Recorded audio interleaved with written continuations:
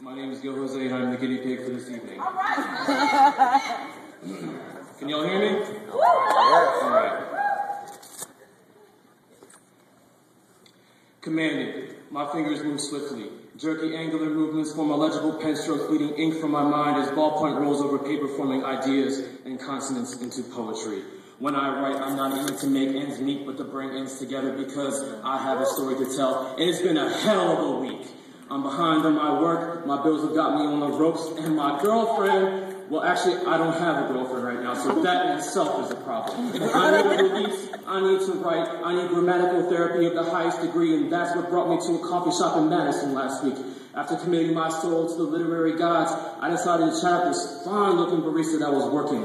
When all of a sudden a young gentleman walks up to me and says, "Hey, I see you here working all the time. I'm curious to know, where are you from? You don't look like you're from around here."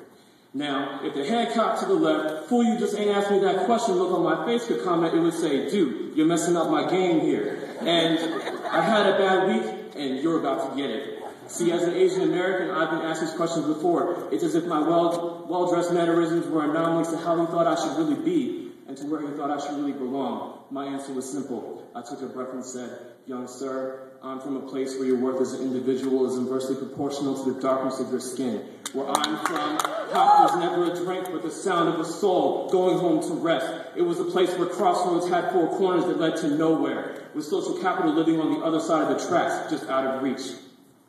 I'm from a place where needles weren't just used to inflate basketballs, where street lights are really prison bars that keep you bound at night to a 500 square foot, one-bedroom rented domicile that experiences a yearly rental inflation greater than the purchasing power afforded to you by your minimum wage existence, forcing you to maximize whether you should buy healthy food or pay the rent. That's just a taste of where I originate. You might call it the hood, but to me I called it home. And you better believe I got the fuck out of there. And if you tell me that being from the hood is cool, I'm gonna slap the shit out of you. Since you want to be all up in my business, let me tell you about myself. Maki Baka Huai Batako, Akuai Filipino, and Akuai Phi Beta Sigma. And if you didn't understand that, it's because you weren't meant to know that who I am can be represented in more than one tongue. I am young, brown, and gifted. I typify the fact that I am not typical. My struggles and scars define me. I am deeper than what's dreamt up in your Republican philosophies. I am the lover that you need but aren't ready for. The friend that has your back whenever you call. And the kid that knew that the only way to get out of my situation was to fuck up the curve on every single exam I took and actually graduate. But I am not the sum of your stereotypes. Rather, the product of my experience and the quotient of two adults that went half on a baby, while only one went all the way as a parent. Daddy was just a remainder that came by every other Sunday in the equation that was my childhood.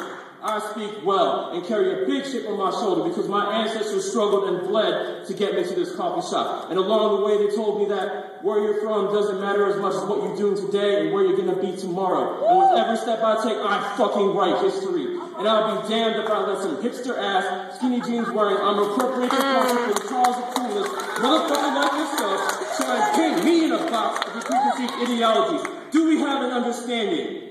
Now, if you'll excuse me, young sir, I believe I've answered your question.